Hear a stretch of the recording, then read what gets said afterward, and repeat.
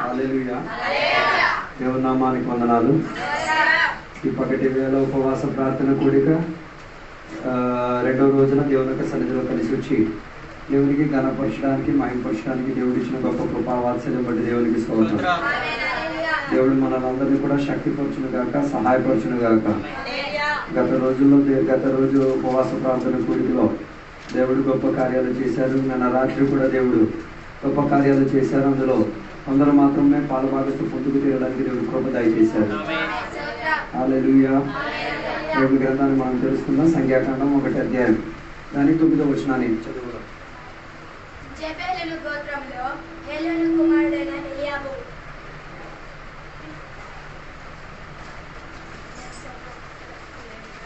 మళ్ళీ ఒకసారి చదవండి ఆ వాక్యం. రాదు. అక్కడ రాయబడిన వాక్య భాగంలో మనకి ఇద్దరు పేర్లు మనకి కనిపించుచున్నది.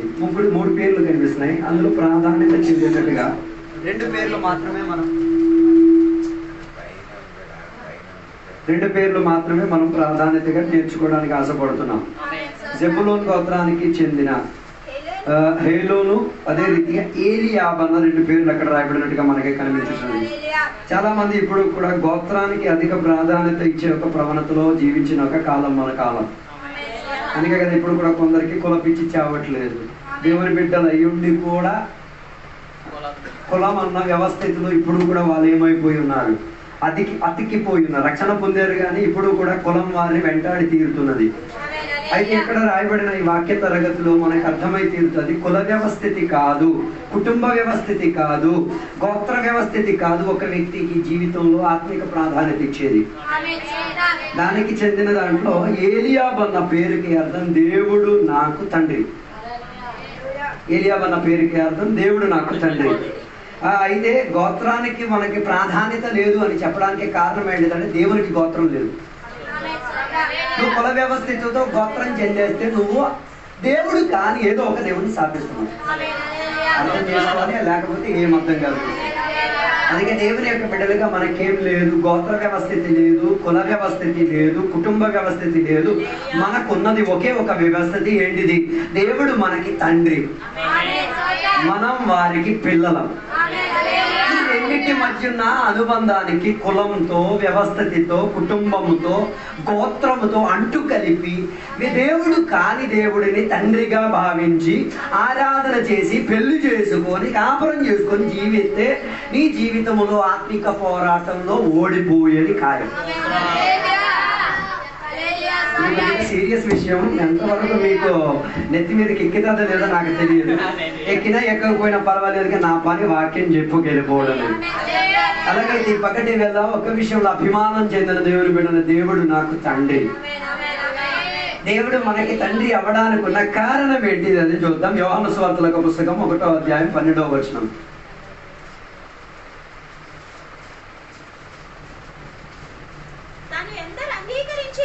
ఎవరిని? అలా చదవాలి. యేసయ్యను ఎవరు అంగీకరించునో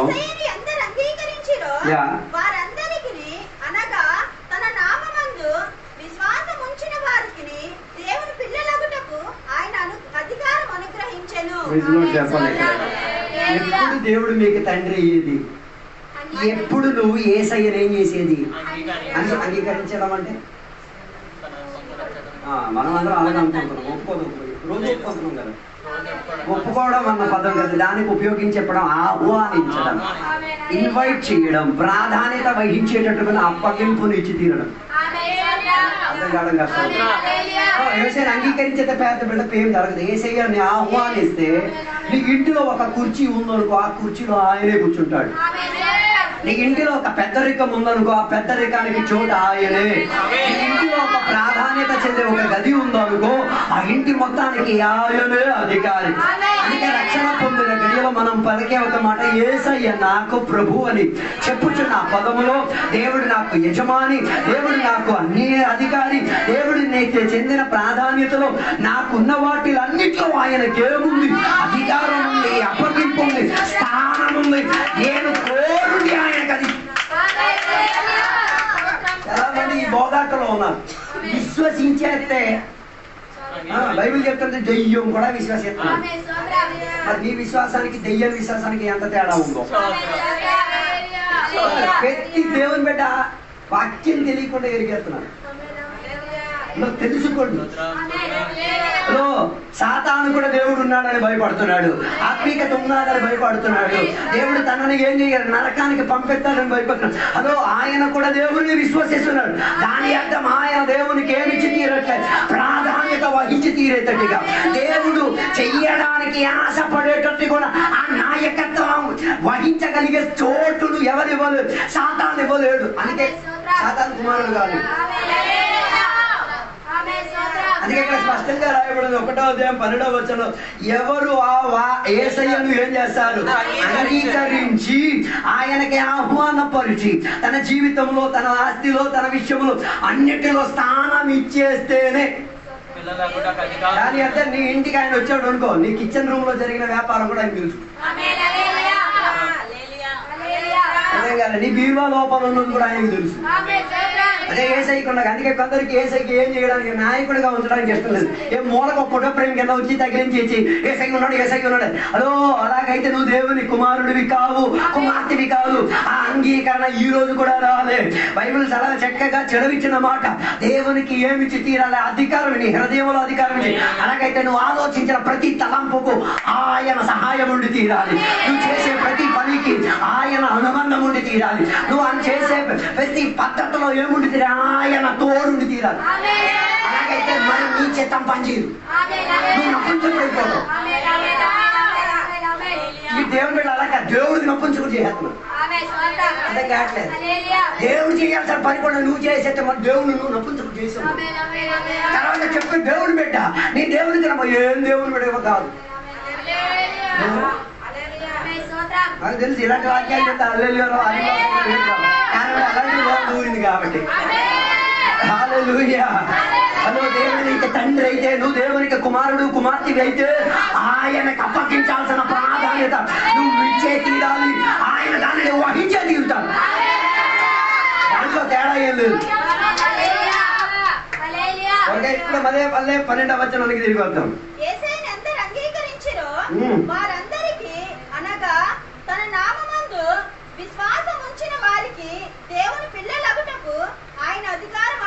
జవాబు చెప్పాలి. పిల్లలు అయ్యారా? మనం అయితే వాక్యం వినలేకపోవడం. మళ్ళీ ఒకసారి చదవండి. అంగీకరించరు వారందరికీ అనగా తన నామమందు విశ్వాసం ఉంచిన వారికి దేవుని పిల్లలు అయిపోయిన అర్థం. మనం అందరూ బాగా అయిపోయి బైబిల్ చదవమ్మా, బైబిల్ చదువు. దేవుని యొక్క పిల్లలు యోగ్యతని ఎలగడకేస్తాడు. దాని అర్థం నువ్వు ఎవరు అవ్వలేదు.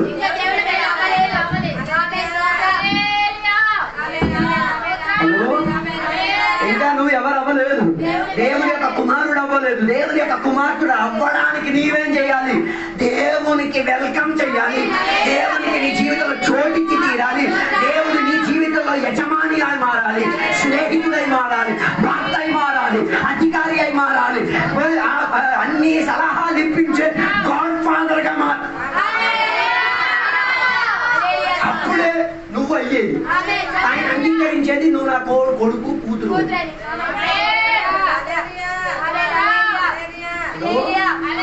అలాగైతే ప్రశ్నించడే, అయ్యావా కొడుకు, అయ్యావా కూతురు?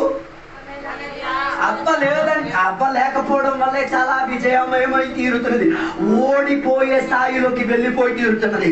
అందుకే పగటి వేళ ఏలియాబు అన్న పదానికి అర్థం దేవుడు నాకు తండ్రి. అలాగైతే దేవుడు నీకు తండ్రి అయితే నువ్వు దేవునికి ఏమై తీరాలి? పిల్లలై తీరాలి. దేవుని కొరకు ఉన్న అనుబంధములో తండ్రికి పిల్లలకి ఉన్న అనుబంధం ఉండి తీరితేనే నీ ఆత్మీక పోరాటం ఏమై తీరదు, గెలుపులోకి సాధించి. లేకపోతే నువ్వు దేవుని బిడ్డవై ఉండి దిగంబరత్వంతో ఉండి ఓడిపోయి జీవితం బాగోకుండా ఎప్పుడు పిచ్చెక్కి, ఎప్పుడు మానసిక ఒత్తిడిలో ఉండి, ఎప్పుడు ఏంటి జీవితం అని ఆలోచించి కృంగి మసై మాడైపోతావు. ఈ పద్ధతిలో వెళ్ళేది, ఒక సుఖం లేదు. ఆరాధనకి వెళ్తున్నాడు, సుఖం లేదు. పాటలు పాడుతున్నాడు, సుఖం లేదు. ఆరాధన చేస్తున్నాడు, సుఖం లేదు. కానుకలు ఎత్తున్నాడు, సుఖం లేదు. కారణం ఏంటిది? అనుబంధం కలగలేదు.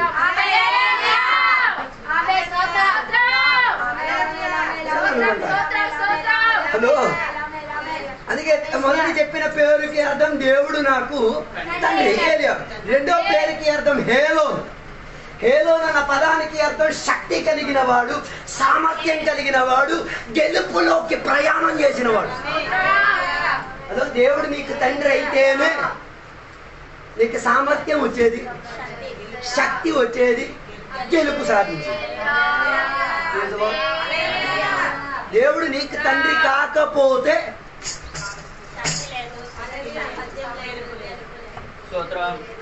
ప్రతి దాంట్లో ఓడిపోవడమే. అందుకే కదా ఇశ్రాయేల్ ప్రజలు యుద్ధానికి వెళ్ళి దేవుడు చెప్పే వెళ్ళే ఓడిపోయి తిరిగి వచ్చే కారణం ఏంటిది? దేవునికి దేవుడిగా ఉన్న ప్రాధాన్యత చర్య ఇవ్వకపోవడం, దేవునికి దేవుని యొక్క పిల్లలుగా ఉన్న చర్యకు అనుమతించకపోవడం ఏమై తీరింది? వారి ఆత్మిక జీవితానికి ఏమైతుంది? నష్టం లాభం కలవలేని విధానంగా మార్పు చెందేసి వెళ్ళిపోయి తీరింది. ఇప్పుడు గలాత్య పత్రికలోకి రద్దాం, 3వ అధ్యాయం 26వ వచనం. యేసుక్రీస్తునందు మీరందరూ విశ్వాసం వలన దేవుని కుమారులై ఉన్నారు. నెక్స్ట్, క్రీస్తులోనికి బాప్తిసం పొందిన మీరందరూ క్రీస్తును ధరించుకొని ఉన్నారు. 26వ వచనం మళ్ళీ ఒకసారి చదవండి. యేసుక్రీస్తునందు మీరందరూ విశ్వాసం వలన దేవుని కుమారులై ఉన్నారు. అక్కడ రాయబడిన దాంట్లో తెలుగులో స్పష్టత లేదు. మీరు ఎలా దేవుని యొక్క పిల్లలు అయ్యేది? కొత్తగా నూతనంగా జన్మిస్తే గానీ దేవుని పిల్లలు అలా లేదు కదా. మళ్ళీ ఒకసారి చదవండి.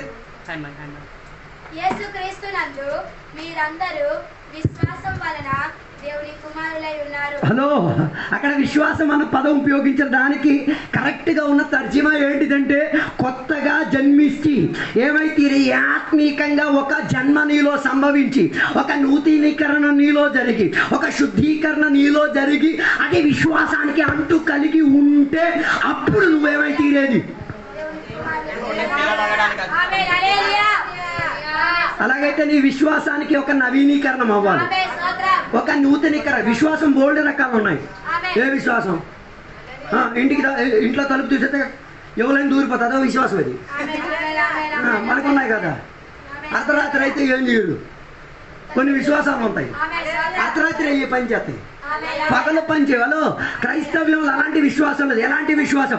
నిన్ను నవీన పరిచే, నిన్ను నూతన పరిచే, నిన్ను శుద్ధీకరణలోకి తీసుకెళ్లే, నేను నీ జీవితంలో ఒక నూతన అనుబంధం వచ్చి తీరేటట్టుగా ఉన్న ఒక విశ్వాసమే.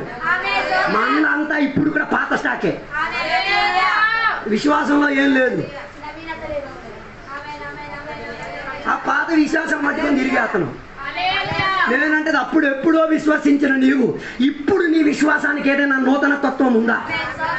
ఒక చెట్టు మొలిసి దానిని నరికేస్తే దాని వేరు గాని మట్టితో అంటూ కలిగి ఉండి తీరితే దాని లోపల ఒక శిఖరం జరిగి తీరుతుంది. ఆ శిఖరానికి కోసిన దానికి ఏ రీతి కలిగిన సంబంధం ఉండదు. అలాగైతే దేవుని బిడ్డలకున్న విశ్వాసం, విశ్వాసం అంటే ఇంకెవరు కాదు, సాక్షాత్ యేసుక్రీస్తు వారే. ఆయన ఒక వ్యక్తి. ఆ వ్యక్తి మీద ఆధారపడి తీరేటప్పుడు నీ లోపల ఒక నూతనత, అంటే పాత ఒక విశ్వాసం నీలో ఉంది కదా, పాత ఒక అపవిత్రత నీలో ఉంది కదా, పాత ఒక నడవడిక నీలో ఉంది కదా, దానిని ఏం చేసేది? పూర్తిగా తుడిచేసి ఒక నూతనత్వం. అందుకే ఇప్పుడు కూడా దేవుని బిడ్డలు దేవునికి నమ్ముకుని కులం వదలలేకపోతున్నారు. ఏం చేశారు? కులం అన్న విషయం అక్కడి నుంచి ఎక్కడికి తెచ్చి మళ్ళీ పెయింట్ కొట్టేసి మళ్ళీ పాట పాడారు. తర్వాత నేను యేసయ్య రక్తంతో కొనబడి, ఏ రక్తంతో కొనబడ్డా? నీ రక్తంతో నువ్వు కొనుక్కున్నావు. ఏం కాలేదు. కుల వ్యవస్థతి అన్నది ఏం కాలే, నవీనం అవ్వలే. అదేమై తీరాలి? చచ్చి ఏమై తీరాలి? కులం లేని ఒక వ్యవస్థితిలోకి వచ్చి తీరేంతటిగా. నీ కుల వ్యవస్థితిలో నీ పిల్లలకి పెళ్లి చేస్తే బాగుపడతారనుకుంటున్నావా? నువ్వు ఊహించినట్టు బాగుపడతాడు, జీవితంతో సుఖపడ అనుభవించడు. హలో, మరి నువ్వు కులంతో అడ్డం కట్టి కట్టేసుకో, నాకు ప్రాబ్లం ఏంట్లేదు. జీవితంలో ఆత్మిక చర్యలో ఏం కాలేడు, బాగుపడలేడు. అది 100% గ్యారంటీ. హలో హలో, ఇప్పుడు కూడా కొన్ని పాత సిద్ధాంతాలు మళ్ళీ వచ్చేస్తున్నాయి. వివాహ సమయంలో వచ్చేస్తున్నాయి. తాళి కట్టండి, నాకే ప్రాబ్లం. దాంట్లో మార్చు, నీ ఇష్టం. నువ్వు తేడా కూడా రాసుకో, నాకు ప్రాబ్లం ఏంటి, రాసుకో, ఏం ప్రాబ్లం. దాన్ని ఎరగొట్టడానికి నువ్వేం చేయాలా? ప్రాణం త్యాగ చేసి తీరాలి. హలో, ఉన్నారో లేదో నాకు తెలియట్లేదు. ఎలాంటి విషయాలు తాకితే ఎవరికి హల్లెలూయా రాదు అన్ని భాషల్లో, కానీ ఇవన్నీ లోన్ ఉంది కాబట్టి ఈరోజు అయితే అది బయటికి రావాలి, లేకపోతే నువ్వు అలా ఉండి నాశనం అయిపోవాలి. ఏదో ఒకటి ఎంచుకు తీరాలి. అందుకే నేను చెప్పి రావడానుకున్న ఒకే ఒక మాట, నీ విశ్వాసం నవీకరణమై తీరాలి. నీ విశ్వాసం నిన్ను ఒక శుద్ధీకరణలోకి తీసుకెళ్లి తీరాలి. నీ విశ్వాసం నిన్ను దేవుని యొక్క కుమారునిగా ఉన్న పాత్రను అంగీకరించి తీరే ఒక స్థాయిలో పిల్లలని చెప్పి అతను దేవుడు అంగీకరించాలి. హలో, దాని తర్వాత దాని 29వ వచనం చెప్తున్నాక మాట మీరు చూడండి. మీరు క్రీస్తు సంబంధులైతే ఆ పక్షమందు అబ్రహాము యొక్క సంతానమై ఉండి వాగ్దాన ప్రకారము వారసులై ఉన్నారు. ప్రైజ్ లార్డ్, ఇక్కడే చెప్పాలి. అలాగైతే నీవు విశ్వాసములో ఎవరికి సంతానం అయిపోయి తీరుతావు? అబ్రహాముకి సంతానం. ఇప్పుడు ఎవరికి సంతానం ఉందా నీకు దమ్ము? నేను అబ్రహాం కొడుకని చెప్పడానికి ఒక్క దేవుని బిడ్డ కూడా ఇది లేదు, గుండె ధైర్యం లేదు. ఎవరి కొడుకంటే కనకరాజు కొడుకు అంటాం, ముత్యాలరాజు కొడుకు అంటాం, అబ్రహాం కొడుకు అనే అంత దేవుడు నీకు తండ్రి. దాని అర్థం నీకొక నాన్న ఉంటుండగా ఆయనకి ఘనత ఇవ్వకుండా ఆయనకి కాని దేవునికి ఘనత ఇచ్చేటట్టుగా దేవుని యొక్క క్రమావళిలో అంగీకరణ విశ్వాసములో అంగీకరణ పొందిన వాడే అబ్రహాం. అబ్రహాం కూడా నీలాగే నాలాగే విగ్రహాన్ని తయారు చేసి ఏం చేసేవాడు. డౌట్ అయితే యోషువ గ్రంథం మొదటి 2-3 అధ్యాయాలు ఇంటికి చదవండి, అక్కడ రాసుంది. కల్దీయుల పట్టణములో కల్దీయుల మధ్య ఉండి అన్యారాధనలు చేసి ఏం చేశాడు? దేవునిని సేవించుకొని వెళ్ళి తీరాడు. అలాంటి యొక్క చర్యలో ఆయన దగ్గర దేవుడు వచ్చి ఏం చేయడం? మాట్లాడటం ప్రారంభించి తీరాడు. మాట్లాడేటప్పుడు ఆయన ఒక వివచనని, ఎక్కడ ఉన్న దేవుడు, ఇక్కడ మాట్లాడిన దేవుడు, వీటి ఇద్దరిటి మధ్య ఆలోచించడం మొదలెట్టాడు. ఏటి మధ్య? ఇటు మాట్లాడలేని దేవుడు, ఇటు మాట్లాడుతున్నాడు. ఏది నేను ఎంచుకోవాలా? ఆయన విశ్వాసంలో దీనిని వదిలేసి దేవునిని ఎంచుకొని దేవుడు చెప్పిన ప్రణాళిక ప్రకారంగా తన జీవిత నడవడికే మొత్తం మార్చేశాడు. అబ్రహాం విశ్వాసం గురించి అందరూ ఘోరం చెప్పేస్తాడు. ఆయన చేసిన రిస్క్ ఊరు వదిలేశాడు, కుటుంబం వదిలేశాడు, ఇంకా స్వజనులను వదిలేశాడు, తన ఆస్తిని వదిలేశాడు.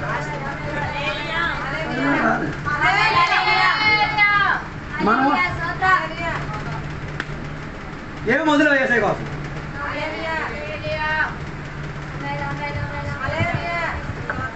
హలో,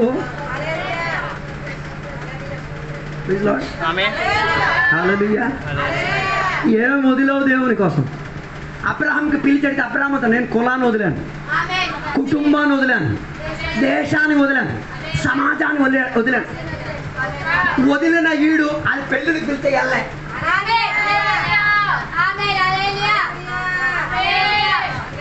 ఈడు కొడుకు పెళ్లి జరిగిన ఆంధ్ర వచ్చినట్టు రాయలే. మందంతా మిక్చర్ మెషినే, మిక్సింగ్ జీడిపప్పు, బాదము, కారము, ఉప్పు మొత్తం చెప్పేస్తాం. అబ్రహాం ఒక విశ్వాసం అని చెప్పుతున్నాం, కానీ అబ్రహాం యొక్క విశ్వాసాన్ని రుజువు పరచడానుకున్న సందర్భం వచ్చినప్పుడు ఎవరి కుమారుడివో, ఎవరి కుమార్తెవో, ఎవరు నీకు తండ్రో అన్నది కూడా సాక్ష్యం వహించలేనట్టుగా.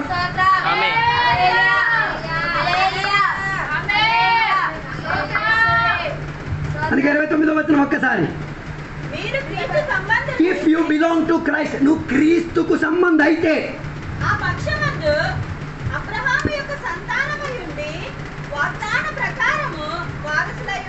అబ్రహాముకి నీకు ఏదైనా సంబంధం ఉందా? ఆయన ఫ్యామిలీ వేరు, నీ ఫ్యామిలీ వేరు. ఆయన కుటుంబం వేరు, నీ కుటుంబం వేరు. ఆయన ఆరాధన వేరు, నీ ఆరాధన వేరు. అలాగైతే ఈ ఇద్దరిని కూడా ఒకే గొడుగు కింద కలిపి తీసుకురాగలగాలి అంటే ఎవరు మధ్యవర్తి వహించి తీరాలి? దేవుడి మధ్యవర్తి వహించి తీరాలి. దేవుని యందు ఉన్న విశ్వాసం మధ్యవర్తిని వహించుకు తీరాలి. అలాగైతే అబ్రహాం కూడా నేలాంటోడే. అబ్రహాం కూడా నేను నమ్మినట్టే నమ్మాడు. అబ్రహాం కూడా నేను విశ్వసించినట్టుగా విశ్వసించాడు. అబ్రహాం కూడా నేను నిరీక్షణ పొందుకున్నట్టుగా పొందుకున్నాడు. అన్న చర్యలో ఏం చేయాలా?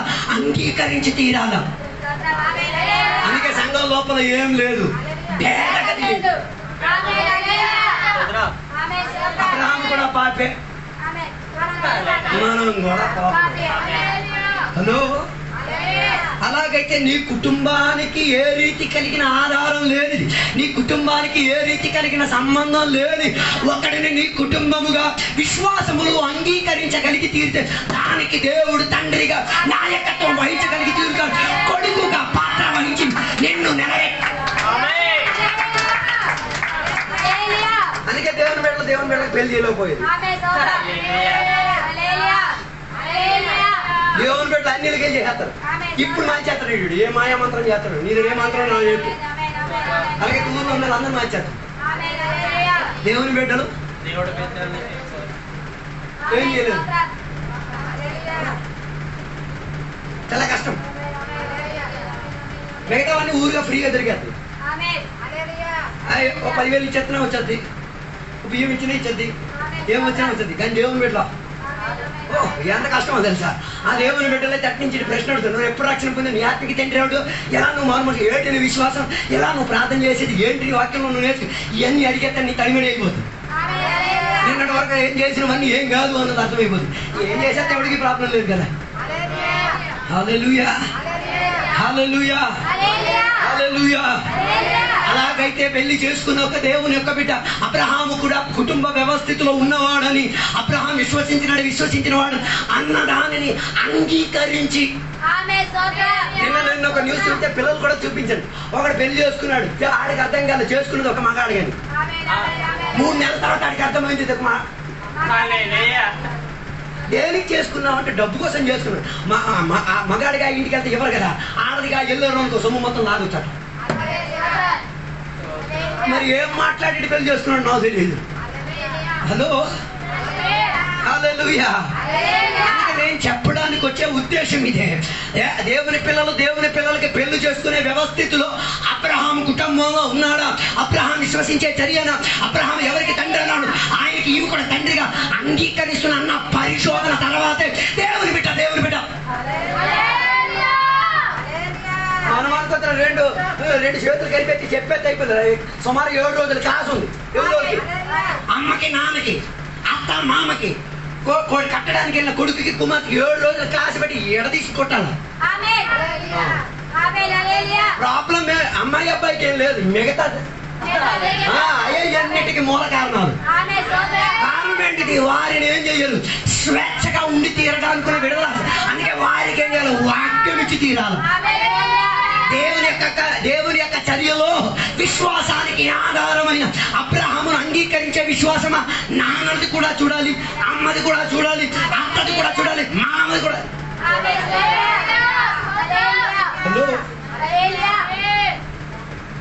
అందుకే అక్కడ చెప్పిన ఒక మాట ఉంది, అబ్రహాము సంతానమై. హలో, ఎవరి వాగ్దానం?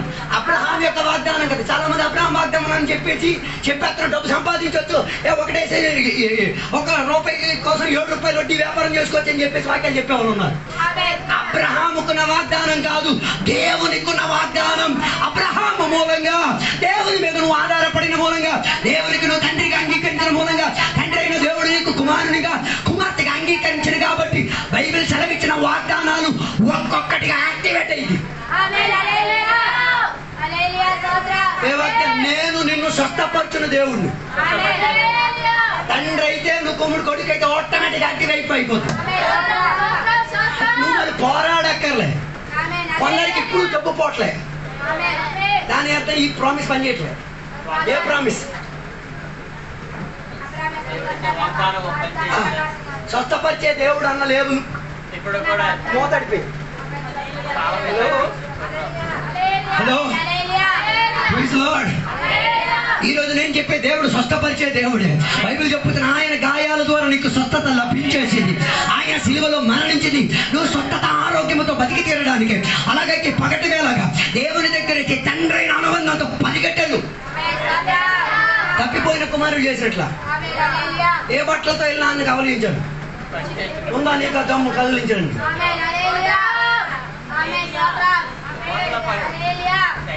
రాకపోతే వాడేస్తాం. నేను అడిగేది అలా ఎవరులా పందులను మేపుకొని పందుల సాలకాడ పని చేసి కంపు భరితమైన వాడు ఒకడు వస్తున్నాడు. కౌగిలిస్తావా? అందుకే కదా మన చర్చిల కౌగిలింపని చంప జీవలాలి కేవలం ఓ 4 ముక్కల్లో ఒదిగిపోయినట్టుంది. ఎవరికి అక్కర్లేదు కదా పరిశుద్ధ కౌగిలింకి. ఎవరికి అక్కర్లేదు. పేజీలోనే చెప్పండి కౌగిలింపి. కరోనా ఒకటి వచ్చింది కదా కలిసి వచ్చింది. ఎక్కడ అనుకున్న కోతికి ఇది ఇచ్చి తెంకేయాలనుకుంటుంది. మరి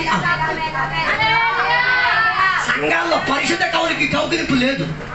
పరిశుద్ధ బుల్లెట్లు ఉన్నాయి. ఇటు నుంచి అడిపి కొడతాడు, ఆడిపిల్లి కొడతాడు, ఆడింట్లో విషయాలు ఇవన్నీ ఉన్నాయి. కౌగిలింపు లేదు. ఒక్క అయ్యనే పిలుస్తున్నారు. ఒక్క అయ్యగాడే ప్రార్థన లేదు. హలో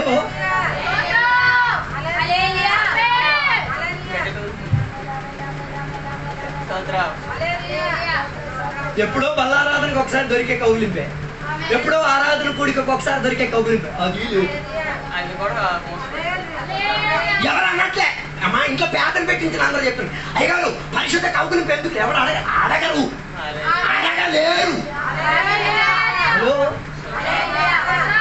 హలో హలో మేము మారుమూల ప్రాంతానికి వాక్య పరిచయకి వెళ్ళి అక్కడ పద్ధతి మేము చూసాం. కౌగిలించేది ఆ చెమట కంపు చూడాలి. ఓ నాయనో కౌగిలించి తిరిగి వచ్చేసరికి కంపు భరించలేము. అయినా కూడా కౌగిలించేటప్పుడు ఆ కంపుని కూడా పట్టించుకోకుండా ఆ మనిషిని దేవుని యొక్క కుమారునిగా, ఆ మనిషిని దేవుని యొక్క కుటుంబ చర్యగా అంగీకరించి తీరడానికి నా మనసు ఆటోమేటిక్. అందుకే పాట రాసిన వాళ్ళు ఇలాంటివి ఏంటి వచ్చి ప్రేజలో చెప్పే విషయాలు, కౌగిలించే విషయాలు, బల్లారాధన విషయాలు ఎవరు టచ్ చేయలేడు. టచ్ చేస్తారు అన్ని మాడైపోతుంది. ସେଥିପାଇଁ ଅଧିକାଂଶ ମଣ୍ଡଳୀ ଗୁଡ଼ିକରେ ପ୍ରଭୁବଚନ ବିଷୟ ଛୁଇଁବେ ନାହିଁ, ପବିତ୍ର ଚୁମ୍ବନର ବିଷୟ ଛୁଇଁବେ ନାହିଁ, ପ୍ରେଜ୍ ଲର୍ଡ ଦେବା ବିଷୟ ଛୁଇଁବେ ନାହିଁ. କାହିଁକି ସେଠାରେ ସବୁ ରୋଗ ଅଛି. 90% రోగం అక్కడే ఉంది. Praise the lord. నేను చెప్పి రావడానికున్న ఉద్దేశం అబ్రహాముకు దొరికిన వాగ్దానం నీలో కూడా రావాలా. ఏమైతే అబ్రహామును అంగీకరించినట్టుగా అబ్రహామును ఏ రీతిగా దేవుని అంగీకరించారు అదే చర్యలో దేని చేసి తీరాలి. మనం కూడా దేవుని తండ్రిగా. Hallelujah hallelujah hallelujah. Praise the lord. ఇప్పుడు రోమాపత్రిక 8వ అధ్యాయం 14 నుంచి 17వ వచనం వరకు చదవాలి.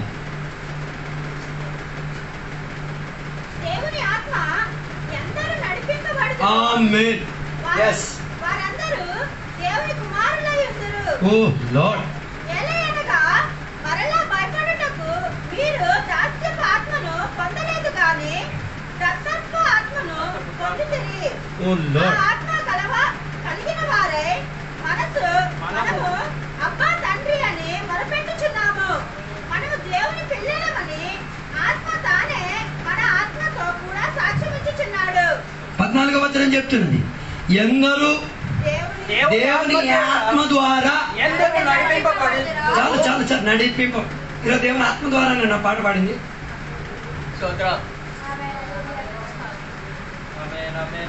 ఈరోజు ఆరాధనకు వచ్చింది దేవుని నడిపింపేనా?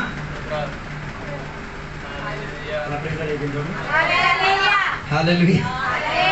హలో మీరు అన్య భాష మాట్లాడింది దేవుని నడిపింపేనా? ରୋମିଓ ପୁସ୍ତକ 8 ଅଧ୍ୟାୟର 14ରୁ 17 ପଦରେ କୁହାଯାଉଛି ଯେଉଁଜଣ ଆତ୍ମ ଦ୍ୱାରା ଚାଳିତ ଅଟନ୍ତି ସେମାନେ ଈଶ୍ୱରଙ୍କର ସନ୍ତାନ ଅଟନ୍ତି. ଭାବୁଛନ୍ତି। ସେମିତି ହେଲା ଆଜି ମୋର ପ୍ରଶ୍ନ, ଆଜି ଈଶ୍ୱରଙ୍କର ଆତ୍ମାରେ ଚାଳିତ ହେଇକିରି କେନା ମଣ୍ଡଳୀକୁ ଆସିଲ, ଆଜି ଆତ୍ମାରେ ଚାଳିତ ହେଇକିରି କେନା ଗୀତ ଗାଇଲ, ଆଜି ଆତ୍ମାରେ ଚାଳିତ ହେଇକିରି କେନା ପ୍ରଭୁଙ୍କର କାମ ନିମନ୍ତେ ହାତ ବଢାଇଲ। ଗୋଟେ ତୋର ଚିନ୍ତା କରିକି ଦେଖ, ସେବେ ଜାଣିପାରିବ ଆତ୍ମାରେ ଚାଲୁଛୁ ନା ମାଟିରେ ଚାଲୁଛୁ।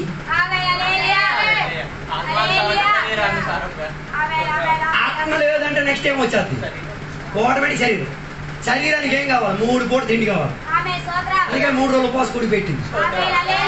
మరి తిండి తినేసి ఇక్కడికి వచ్చి ఎలా అల్లు చెప్పగలుగుతున్నావు? ఆత్మ నడిపిపోకాలి నాది.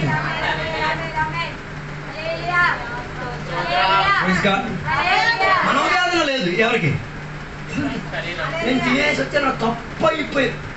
తినేసి వస్తే ప్రార్థన చేయాలి, దేవా తినేసే వచ్చాను నేను సరెండర్ చేసి ఒప్పుకుంటున్నాను. నా శారీరక స్థితిగతి నన్ను అనుమతించట్లే.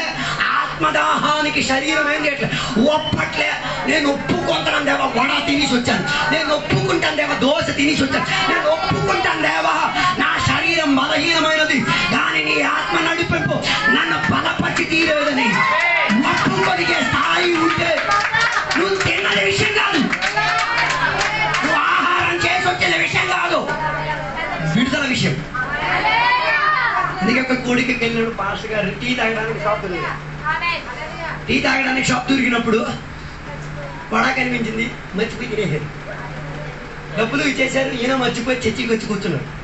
ఆ రోజు ఆరాధనలో ఇది బయలుపరచడానికి దెయ్యం బయటకు వచ్చింది.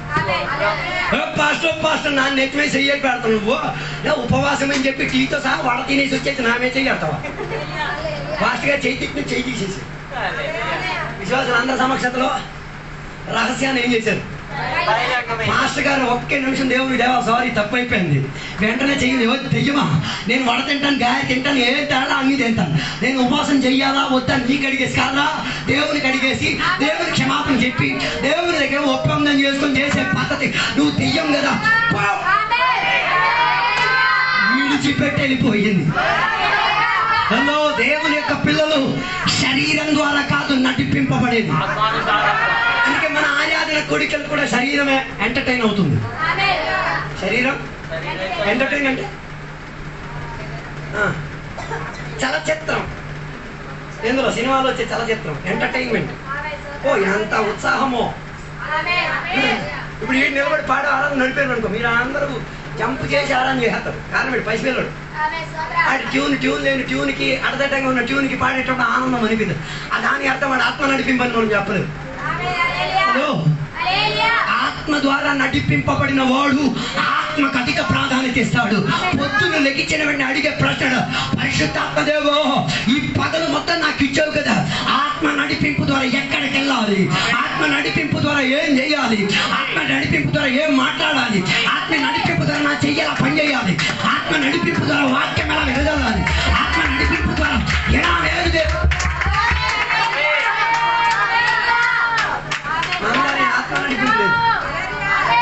ఆత్మ నడిపింపు లేకపోతే నెక్స్ట్ నడిపింపు ఏది? శరీరం నటించేసి. అందుకే నిన్న నేను చదివాను లోకాసువార్త 13వ అధ్యాయములో ఆ చర్చిలో ఉన్న మొత్తం నాటక దర్శకత్వం కొరకు చర్చిలో మాస్టర్ గారి దగ్గర నుంచి విశ్వాసి వరకు లోకాసువార్త 13వ అధ్యాయం 11 నుంచి 17 వరకు ఇంటికి వెళ్ళి చదవండి. చర్చిలో కూర్చున్న మొత్తం యాక్టింగ్ చేయడానికి వచ్చారు. దానితో సహా ఆ స్వస్థ నడువంగిన స్త్రీ కూడా యాక్టింగ్ తోనే వచ్చింది. కానీ ఆ రోజు దాని యాక్టింగ్ కి తాళం పడిపోయింది. ఇక నువ్వు యాక్టింగ్ చెయ్యక్కర్లేదు, ఇక నువ్వు యాక్టింగ్ చేసే పరివేశంలో వాక్యం వినక్కర్లేదు, అలాంటి అంతరిక్షంలో ఉండక్కర్లేదు. యేసయ్య వాటిని ఏం చేసి తీరారు? మాట ఇచ్చి ఆమెని తాకి ఆమెని చూచి ఆమెని లేపి విడదీసి చెప్పారు. ఈ నాటక దర్శకత్వంలో ఉండడం కాదు, మహిమ పరిచే ఆరాధన చేసే దేవుని యొక్క అనుబంధంలోకి వచ్చి తీరే ఒక స్థాయిలో నలుగురు మనుషుల గురించి నన్ను నేను చెప్పాను. యేసయ్య ఓకే సూపర్, ఆ అమ్మ కూడా ఓకే సూపర్. మిగతా 2 కేటగిరీలు ఉన్నాయి. ఒకటి పాస్టర్ గారు, hallelujah hallelujah hallelujah praise the lord, praise the lord. ఆత్మ ద్వారా నడిపింపబడితే ఎప్పుడు స్వస్థత జరిగి తీరుతుంది. ఆత్మ ద్వారా నడిపింపబడితే ఎప్పుడు అన్య భాష పనిచేసి తీరుతుంది. ఆత్మ ద్వారా నడిపింపబడితే ప్రవచనం పనిచేసే తీరుతుంది. ఆత్మ ద్వారా నడిపిస్తే తాకుతుంది. అందుకే కొందరు అయ్యగారి దగ్గరికి వెళ్ళి కేసేసేది. చెన్నై గారు పొడిచి చంపేస్తాను. నేను ఆత్మ ద్వారా నేను చెప్పేటప్పుడు నేను ఆలోచించేస్తాను, దేవ ఇది చెప్పితే ఇలా ప్రైజ్ రోడ్ చెప్పరు, కోనకి కలిస్తే కూడా ఇంటికి రాని మనం చెప్పరా. నువ్వు చెప్పు, పర్వాలేదు. నువ్వు చెప్పడమే కాదు, అలాగైతేనే కదా నీ లోపల ఉన్న డబ్బు పిచ్చి చచ్చేది. ప్రైజ్ గాడ్, హల్లెలూయా. నువ్వు ఎక్కడికి వెళ్ళి కేసేసిన నాకు ప్రాబ్లం లేదు. నడిపించేది ఆత్మ అయితే ఆత్మ చెప్పిన దాన్ని చెప్పి తీరుతా. అది నువ్వు ఇంట్లో మాట్లాడిన విషయమైనా,